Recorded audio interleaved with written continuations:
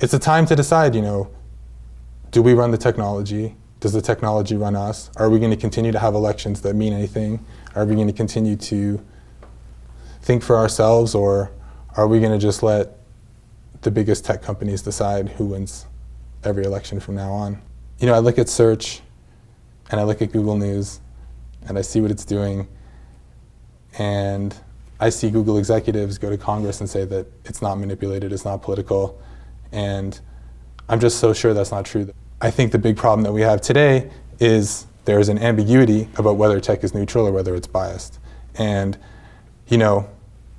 I think as someone with a PhD in computer science and 5 years of working at one of the world's top computer science companies, I don't see any doubt that it's very politically biased. They may be able to stop one man, but they can't stop all of us. Your courage will be contagious, and it will awaken a sleeping giant.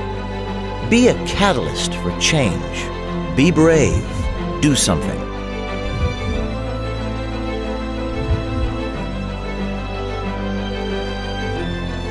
I don't see any doubt that it's very politically biased. Bias in big tech is big news. Just yesterday, the Justice Department launched an antitrust review. 2 weeks ago, I was at the White House summit to talk about big tech with the president and other influencers. Project Veritas investigations have been featured in congressional hearings, in both the Senate and the House. Our momentum is growing, and today we have another Google insider, this time out of the shadows, a brave man who is breaking the wall of silence to go on camera as a current Google employee and expose a troubling truth.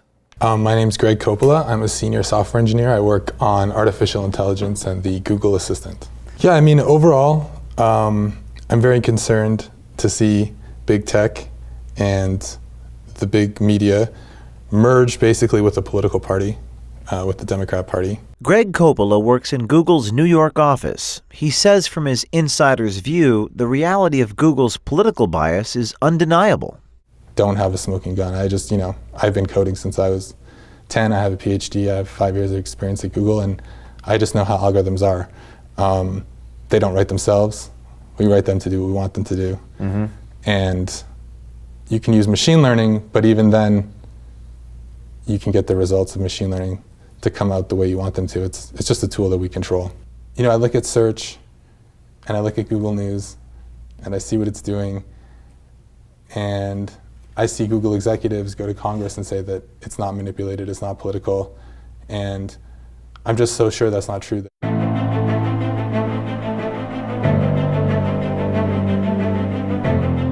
Late last year, Google's CEO, Sundar Pichai, was one of those executives. I lead this company without political bias and work to ensure that our products continue to operate that way. To do otherwise would be against our core principles and our business interests. Google CEO Sundar Pichai goes before Congress in December, testifies under oath that the algorithms are politically unbiased. Now, you work on data sets that feed certain algorithms at Google. Based upon what you know and what you've observed, are Google's algorithms unbiased? Well, first of all, I report to Sundar, of course, and I have a great deal of respect for him as a manager. I work on the Google Assistant, which really doesn't have a political bias. I think it's ridiculous to say that there's no bias. I think everyone who supports anything other than the Democrats, anyone who's pro-Trump or in any way deviates from what CNN and the New York Times are pushing, notices how bad it is. I think maybe in his mind he can justify it through some redefinition of what the word political is.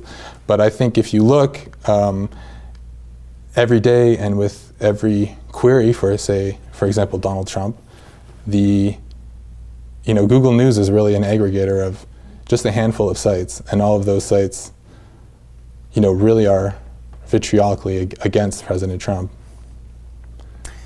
which I would really consider to be, interference in the American election. And the Google CEO did testify under oath that Google's algorithms are politically unbiased.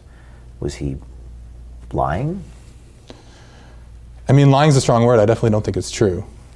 I think what they do is somehow put an extreme bias on certain sites. Like, for example, CNN is the most commonly used source in Google News.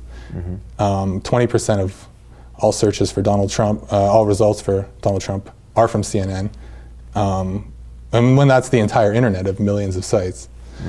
CNN is something that Donald Trump and a lot of his supporters, I think, would call very fake news. So one has to wonder how it really got to be that way. Coppola says he saw all this coming to pass during the 2016 presidential election. Well, I started in 2014. 2014 was an amazing time to be at Google. We didn't talk about politics. No one talked about politics.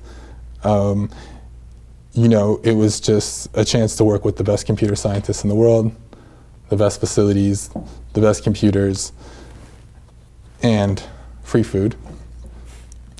I think as the election started to ramp up, the angle that the Democrats and the media took was that anyone who liked Donald Trump was a racist, even a Nazi. And that got picked up everywhere. I mean, every tech company, everybody in New York,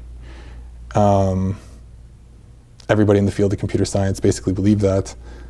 A small number of people do work on making sure that certain news sites are promoted. And in fact, I think it would only take a couple out of an organization of 100,000, to make sure that the product is a certain way. But actually, on a day-to-day basis, I think probably a lot of people know that I like Donald Trump and they don't really care. Yes, Greg Coppola is a rare bird. He's a Google engineer, a New Yorker who was raised in Canada, who likes Donald Trump. I grew up in Canada as a teenager in the 90s. It was a very free environment. I really appreciated that. I'm someone who enjoys questioning the norm. I'm someone who likes to ask, why something's happening. And I think we should continue to teach kids to do that. And I think the system, the way that Google works, the way the Democrats work, the way all their allies in the media work, they really don't want a lot of questioning of anything. They really just want to call people names to get them to toe a certain line. And I think it's a harmful, dark view of society, and I would like to see tech that just supports human freedom, free thought. According to Coppola, big tech's political agenda is dangerous in large part because it is hidden. Well, I think we had a long period of 10 years, let's say, where we had search and social media that didn't have a political bias. And we kind of got used to the idea that the top search result at Google is probably the answer. And Robert Epstein, who testified before Congress last week, looked into it and showed that, the vast majority of people think that if something is higher rated on Google search than another story, that it would be more important and more correct. And, we haven't had time to absorb the fact that tech might have an agenda. I mean, it's something that we're only starting to talk about now. That's why I'm talking to you. Adding weight to Coppola's concern was the Senate testimony of Dr. Robert Epstein, a highly respected researcher, scientist, and interestingly, a Democrat. He told the Senate Judiciary Committee that Google and big tech's political bias could have a significant impact in the upcoming presidential election. And looking forward, if I understood your testimony correctly, you said in subsequent elections, Google and Facebook and Twitter and big tech's manipulation could manipulate as many as 15 million votes in a subsequent election? In 2020, if all these companies are supporting the same candidate, there are 15 million votes on the line that can be shifted without people's knowledge and without leaving a paper trail for authorities to trace. But in any event, most people's job is not political and doesn't involve politics. I mean, there's a vast number of systems, and a lot of them have nothing to do with politics, like processing natural language. Mm-hmm. In fact, I would say that Google actually, in terms of the assistant, is taking much longer to build the assistant than it would otherwise need to, because there is such a respect at Google for privacy and for user data. And I hope you leave this in, and I hope people realize that there is really, I would say as an insider at Google, there is a lot of interest put in taking care of people's data. And conversely, it means that the list of reputations, of mappings from news site to some number representing their credibility is probably something I can't access. So why did you decide to come to Project Veritas?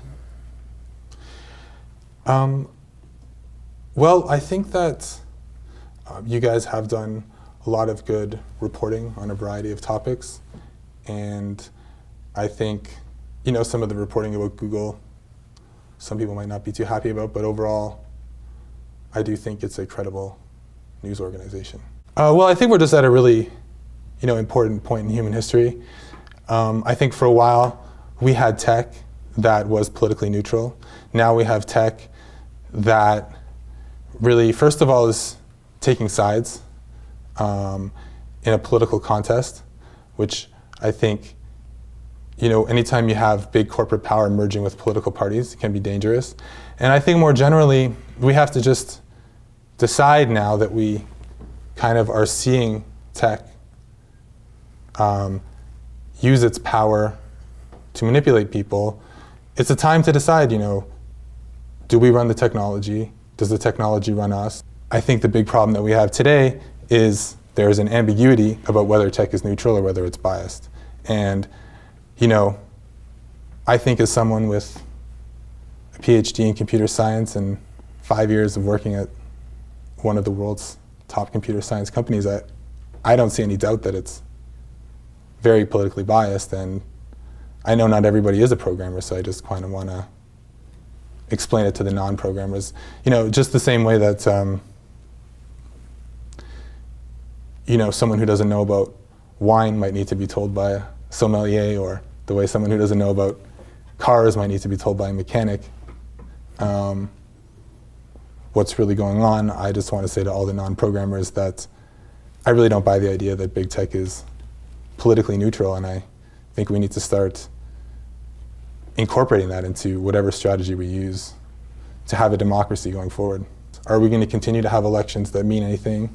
Are we going to continue to think for ourselves, or are we going to just let the biggest tech companies decide who wins every election from now on? Google did not respond to our request for comment on this story. Greg Coppola may lose his job that he loves and is well paid to do. But he came forward because he believes the American people need to know the truth about what is going on at Google.